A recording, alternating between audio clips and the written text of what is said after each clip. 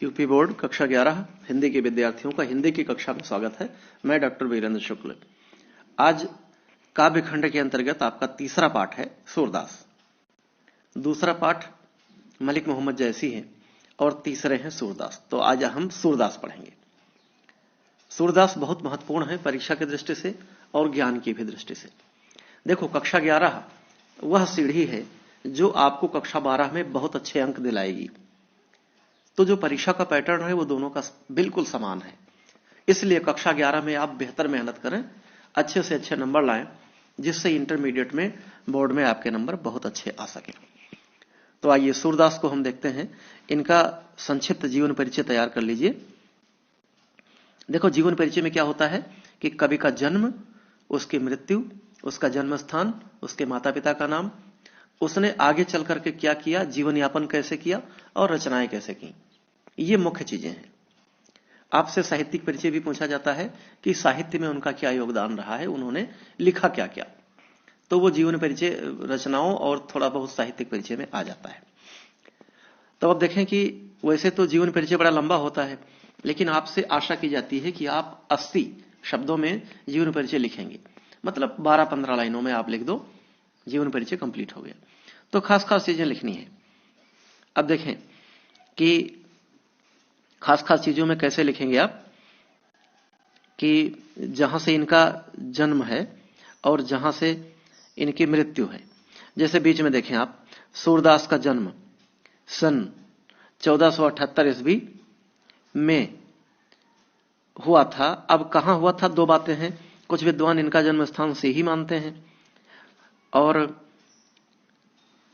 बहुत कुछ लोग इनका स्थान रौनकता मानते हैं, जो आगरा के पास हुआ था।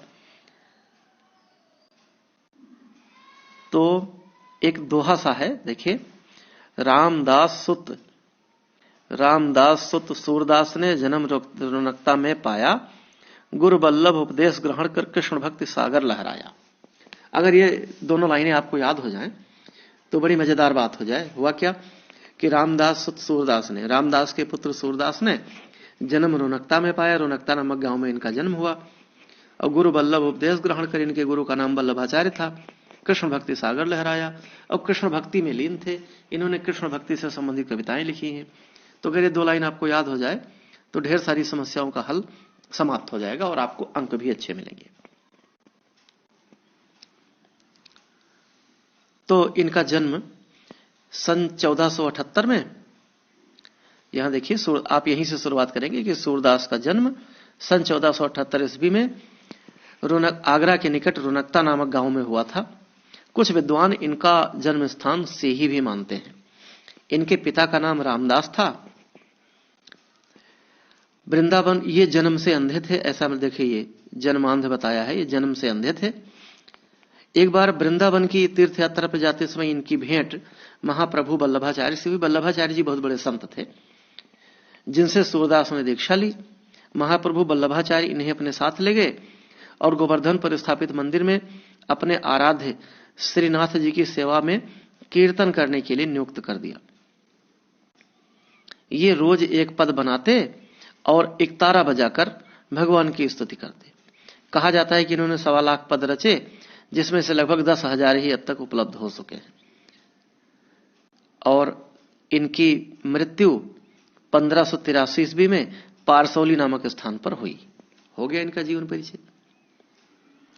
अब आगे देखते हैं कि इनकी रचनाएं क्या क्या हैं। देखिए कि सूरदास के पदों का संग्रह सूरसागर है, साहित्य लहरी इनका दूसरा ग्रंथ है और तीसरा ग्रंथ इनका है सूरसारावली। 3 ही पुस्तकें प्रमुख हैं, सूरसागर, साहित्य लहरी, सूरसारावली। हो गया। अब देखें कि बीच की कुछ लाइनें ले लेते हैं। यहां से ले लीजिए कि श्रृंगार के ये अप्रतिम कवि हैं। इनके अतिरिक्त किसी अन्य कवि ने श्रृंगार के दोनों विभागों, संयोग और विप्रलंब का इतना उत्कृष्ट वर्णन नहीं किया। इनका बाल वर्णन बाल्यावस्था की चित्ताकर्षक झांकियां प्रस्तुत करता है। इस प्रकार के पदों में उल्लास, उत्कंठा, चिंता, ईर्ष्या आदि भावों की जो अभिव्यक्ति हुई है वह बड़ी स्वाभाविक, मनोवैज्ञानिक तथा हृदयग्राही है। भ्रमर गीत सूरदास की अनूठी कल्पना है।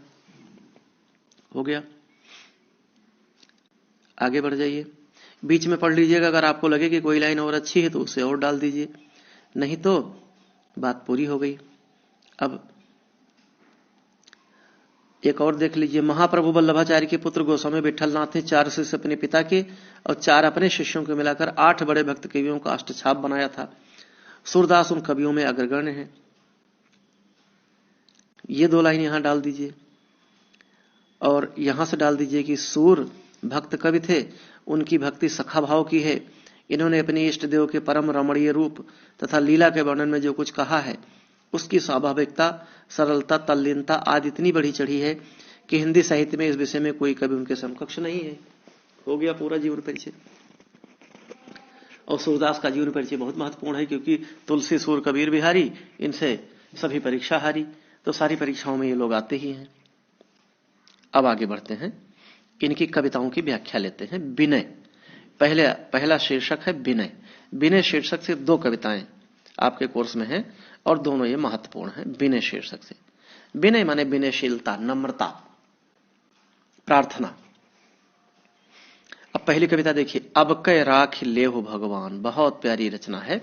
अब कै राख लेहु भगवान, हूं अनाथ बैठो द्रुमडरिया, पारधि साधे बान, ताके डर में भाज्यो चाहत ऊपर ढुक्यो सचान, दुहु भांति दुख भयो आन, यह कौन उबारे प्राण, सुमिरत ही अहि डस्यो पारधि कर छोट्यो संधान, सूरदास सर लगो सचान ही जय जय कृपा निधान।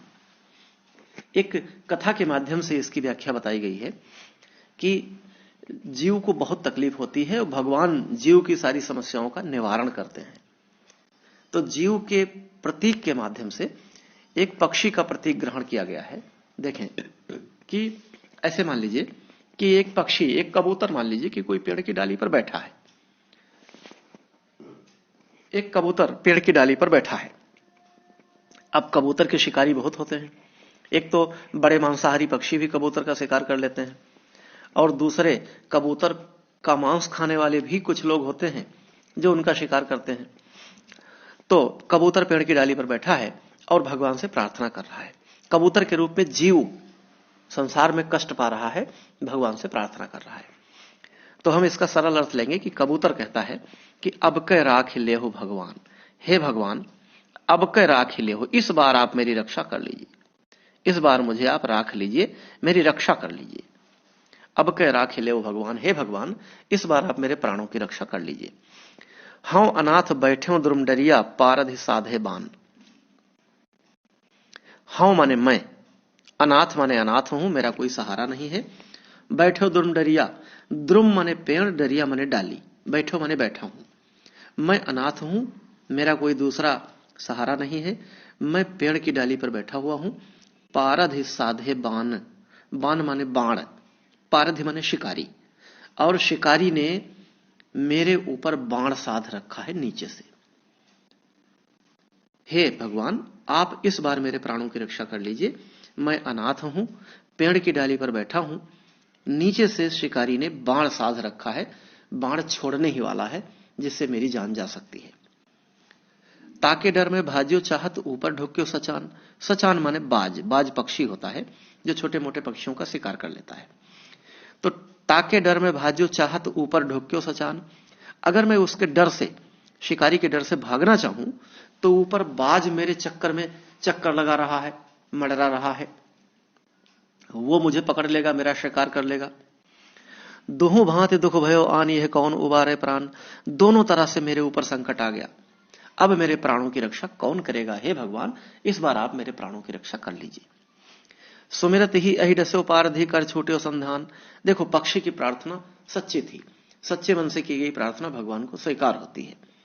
जैसे ही सुमिरत ही, स्मरण करते ही, सुमिरन करते ही, स्मरण करते ही सच्चे मन से उसने प्रार्थना की, तुरंत उसकी प्रार्थना भगवान के दरबार में कबूल हुई, ईश्वर की कृपा हो गई। सुमिरत ही, अहि माने सांप, अहि माने सांप, डस्यो माने डस लिया, काट लिया, पारधी माने बहेलिया को या शिकारी को। जो शिकारी नीचे से बाण साधे था उसे तुरंत ही भगवान की कृपा हुई, झाड़ियों में से एक सांप निकला और उसने शिकारी को डस लिया। कर छोटे संधान, लेकिन उसने बाण साध रखा था शिकारी ने, और सांप के डसते ही उसका निशाना हिल गया और बाण हाथ से छूट गया। सूरदास सर लगे सचा नहीं, जय जय कृपा निधान। सूरदास जी कहते हैं कि सर माने शर और शर माने बाण, लगो माने लग गया, सचाने माने बाज को, उसके हाथ का निशाना हिल गया जैसे सांप ने काटा, और लेकिन बाण हाथ से छूट गया और निशाना हिल गया तो कबूतर बच गया, और जो ऊपर बाज मड़रा रहा था जाकर बाण उसे लग गया, बाज मर गया। जय जय कृपा निधान, हे कृपा निधान आपकी जय हो, आप सब पर कृपा करने वाले हो। जो सच्चे मन से आपकी प्रार्थना करता है, आप उसकी प्रार्थना आपके दरबार में कबूल हो जाती है।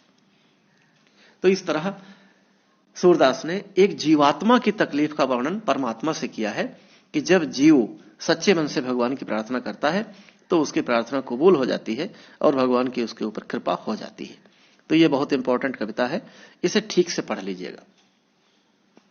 इस पर आधारित जो प्रश्न आएंगे, 5 प्रश्न आएंगे इस कविता पर आधारित, और उन 5 प्रश्नों का उत्तर आपको लिखना होगा। वो मैं पाठ के अंत में आपको प्रश्न उत्तर लेकर आऊंगा और बताऊंगा कि कैसे लिखना है। अब दूसरा देखिए, मेरो मन अनत कहां सुख पावे। दूसरी कविता है विनय शीर्षक से, मेरो मन अनत कहां सुख पावे। अच्छा, इसमें काव्य सौंदर्य है। जैसे मान लीजिए संदर्भ आ जाए तो संदर्भ आप लिखेंगे कि प्रस्तुत काव्य खंड या प्रस्तुत पद्य खंड हमारी पाठ्यपुस्तक हिंदी के विनय नामक शीर्षक से लिया गया है। इसके रचयिता महाकवि सूरदास जी हैं। और उसके बाद आपने व्याख्या कर दी, व्याख्या आपको होनी चाहिए। उसके बाद काव्य सौंदर्य आना चाहिए, क्योंकि प्रश्न कुछ भी पूछा जा सकता है आपसे। तो काव्य सौंदर्य में पॉइंट नंबर 1 हो जाएगा कि जिस चीज का वर्णन इस कविता में किया गया है वो हो जाएगा। तो इस कविता में जीव ईश्वर से प्रार्थना कर रहा है कि हे भगवान आप मेरी रक्षा कीजिए, मैं संसार के दुखों ने मुझे घेर रखा है, ऐसे लिख दीजिए। दूसरा होगा रस, रस होगा शांत रस या भक्ति रस। तीसरा पॉइंट होगा छंद, इसमें गेय पद है। गेय पद माने गाया जाने वाला पद, तो गेय पद। और अलंकार, अलंकार सबसे पहले आप अनुप्रास लिख दीजिए, बाकी कुछ आवे या ना आवे। तो अनुप्रास तो है ही, उसके बाद रूपक है इसमें। और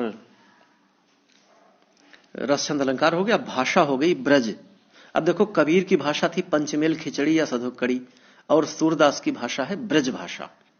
तो सूरदास की जो भी कविता होगी आप सब में लिखोगे ब्रज भाषा। तो भाषा हो गई। गुण हो गया, 3 गुण होते हैं, ओज, माधुर्य और प्रसाद। तो ओज गुण जहां वीरता की बातें हो, माधुर्य गुण जहां प्रेम की बातें हो, और प्रसाद गुण हर जगह मौजूद होता है, तो ये प्रसाद गुण लिख दीजिए। और शब्द शक्ति है लक्षणा। 3 शब्द शक्तियां होती हैं, अभिधा, लक्षणा, व्यंजना। अभिधा का मतलब जहां सीधा सीधा अर्थ निकले, लक्षणा का मतलब जहां 2 अर्थ निकले, और व्यंजना का मतलब जहां ढेर सारे अर्थ निकले। तो यहां लक्षणा शब्द शक्ति है, क्योंकि एक सीधा अर्थ कबूतर के पक्ष में है या पक्षी के पक्ष में है, और दूसरा अर्थ जीव और आत्मा के पक्ष में है। तो इस तरह आपका काव्य सौंदर्य पूरा हो गया। अब दूसरे पर आते हैं, मेरो मन अनत कहां सुख पावे। देखो, सूरदास जी भक्ति काल के कवि थे, और भक्ति में भी 2 धाराएं थी, एक निर्गुण भक्ति धारा, एक सगुण भक्ति धारा। निर्गुण भक्ति धारा का मतलब जो लोग निराकार ईश्वर की उपासना करते थे, और सगुण भक्ति धारा का मतलब जो लोग सगुण भगवान की प्रार्थना करते थे। मूर्ति पूजा में जो विश्वास रखते थे वो सगुण पूजक हो गए, और जो मूर्ति पूजा में विश्वास नहीं रखते थे, निर्गुण निराकार ईश्वर को मानते थे, वो निर्गुण भक्ति पूजक हो गए। तो निर्गुण उपासना और सगुण उपासना 2 धाराएं थी। फिर दोनों के भी विभाग हो गए। निर्गुण के 2 विभाग बने, ज्ञान मार्गी धारा और प्रेम मार्गी धारा। ज्ञान मार्गी धारा के प्रमुख कवि कबीरदास थे, और प्रेम मार्गी धारा के प्रमुख कवि मलिक मोहम्मद जायसी थे। और सगुण भक्ति धारा की भी 2 धाराएं हो गई, एक राम भक्ति धारा, एक कृष्ण भक्ति धारा। तो राम भक्ति धारा के प्रमुख कवि तुलसीदास हुए, और कृष्ण भक्ति धारा के प्रमुख कवि सूरदास हुए। तो सूरदास जी भगवान कृष्ण की उपासना में लीन है, और किसी देवता का स्मरण नहीं करते हो।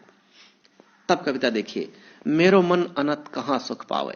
मेरा मन अलग कहां सुख पाएगा। मेरो मन अनत कहां सुख पावे, मेरा मन अलग कहीं सुख नहीं पाएगा। कहां सुख पाएगा, कैसे सुख पाएगा। जैसे उड़ जहाज को पक्षी फिर जहाज पर आवे, जैसे उड़ जहाज को पक्षी फिर जहाज पर आवे, जैसे जहाज का पक्षी फिर जहाज पर ही उड़कर आकर बैठता है, उसे समुद्र में और कोई ठौर नहीं मिलता, कोई और जगह बैठने की नहीं मिलती। मान लीजिए कि किसी तट से, समुद्र तट से कोई जहाज चला किसी दूसरे देश को जाने के लिए, कई कई दिनों तक जहाज, पानी की जहाज की यात्रा होती है, और बीच में कोई द्वीप नहीं मिला अगर, तो फिर पक्षी कहीं बैठ नहीं सकता, पानी पानी होता है, पानी में बैठेगा डूब जाएगा। और अगर जहाज पर कोई पक्षी बैठ गया किनारे पर और अगर 1 घंटे तक ना उड़ा तो जहाज तो 1 घंटे में बहुत दूर निकल जाएगा। पक्षी के लिए इतना एक साथ उड़ना संभव नहीं है, उसे बैठना पड़ता है, अपने पंखों को आराम देना पड़ता है। तब कवि लिखता है, जैसे जहाज का पक्षी फिर लौटकर जहाज पर ही आकर बैठता है। भाई जहाज का पक्षी उड़ा, 1 घंटे बाद चुपचाप बैठा रहा, 1 घंटे बाद उड़ा वो, कहीं उसे ठौर ना मिला तो घूमकर फिर जहाज पर आकर बैठेगा। उसी तरह मेरा मन है, पूरे संसार में भटका, संसार के सुखों में भटका, लेकिन उसे कहीं सुख नहीं मिला सिवाय भगवान श्री कृष्ण के चरणों के, और मेरा मन कहीं सुखी नहीं हो सकता। तो मेरा मन कहीं और सुखी नहीं हो पाएगा, सिर्फ भगवान कृष्ण के चरणों में ही उसे सुख मिलेगा। मेरा मन ठीक उसी तरह है जैसे जहाज का पक्षी, जो जहाज से उड़कर इधर उधर घूमा, कहीं बैठने का ठौर नहीं मिला, चारों तरफ पानी ही पानी, जल ही जल, और फिर जहाज पर ही आकर बैठता है। उसी तरह मेरा मन संसार के सुखों में भटका, संसार के अन्य पूज्य लोगों के शरण में गया, लेकिन उसे कहीं सुख नहीं मिला, सिर्फ भगवान कृष्ण के चरणों में ही सुख मिला। कमल नयन को छाड़ महात्म और देव को ध्यावे। कई महात्माओं ने कमल नयनों वाले, कमल रूपी नयनों वाले भगवान श्री कृष्ण की उपासना छोड़कर अन्य देवताओं का ध्यान किया। परम गंग को छाड़ पियासो दुर्मत कूप खनावे। तो ऐसे ही स्थिति हुई जैसे कोई प्यासा व्यक्ति गंगा जी को छोड़कर, दुर्मत माने बुरी बुद्धि वाला मूर्ख व्यक्ति, कूप माने कुआं, खनावे माने कुआं खोदे। स्थिति वही हो गई जैसे कोई मूर्ख व्यक्ति गंगा जी को छोड़कर अपनी प्यास बुझाने के लिए कुआं खोदकर पानी पीने की इच्छा व्यक्त करे। यही स्थिति हो गई कि कमल नयनों वाले भगवान कृष्ण को छोड़कर अन्य देवताओं का ध्यान लगाया, तो यही स्थिति बनी। जिह मधुकर अंबुज रस चाख्यो क्यों करील फल भावे। अंबुज रस माने कमल के फूल का रस बहुत मीठा होता है। मधुकर माने भांवरा। कभी कहता है कि जिस भांवरे ने कमल के रस को चख लिया है, चाख्यो चख लिया है, कमल के रस का पान कर लिया है, क्यों करील फल भावे, उसे कड़वा फल भला क्यों अच्छा लगेगा। तो भगवान कृष्ण कमल के रस की तरह हैं और देवता कड़वे फल की तरह हैं।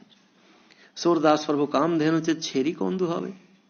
कामधेनु माने गाय, वह गाय जो जो आप इच्छा करो वह प्रदान कर देने वाली है। तो सूरदास जी कहते हैं कि भगवान कृष्ण कामधेनु की तरह सारी इच्छाओं को पूर्ण करने वाले हैं। तो कामधेनु रूपी कामधेनु को छोड़ करके, छेरी माने बकरी, छेरी, छेरी माने बकरी, कुछ जगह पे छेरी कहते हैं, कुछ जगह पे छगड़ी कहते हैं और बकरी कहते हैं शुद्ध रूप से इसे। तो सूरदास जी कहते हैं कि कामधेनु को छोड़कर कोई बकरी थोड़े दुहने जाएगा दूध लेने के लिए। उसी तरह प्रभु कामधेनु की तरह है जो समस्त इच्छाओं को पूर्ण करने वाले हैं, और अन्य देवता छेरी की तरह हैं। तो कामधेनु को छोड़कर कोई छेरी नहीं दुहता। उसी तरह से मेरा मन कहीं अलग सुखी नहीं हो सकता। तो एक बार पूरे का सारांश देख लीजिए कि सूरदास जी भगवान श्री कृष्ण के उपासक हैं, उनके चरणों में ध्यान लगाना चाहते हैं। वो कहते हैं कि मेरा मन कृष्ण के चरणों को छोड़कर कहीं अलग सुखी नहीं हो सकता। ठीक उसी तरह जैसे जहाज का पक्षी फिर जहाज पर घूम फिर कर लौट आता है, उसी तरह मेरा मन 10 दिशाओं में भटका, दिशाएं 10 होती हैं, तो 10 दिशाओं में भटका, लेकिन उसे कहीं चैन नहीं मिला और वह लौटकर फिर भगवान श्री कृष्ण के चरणों में ही आ गया।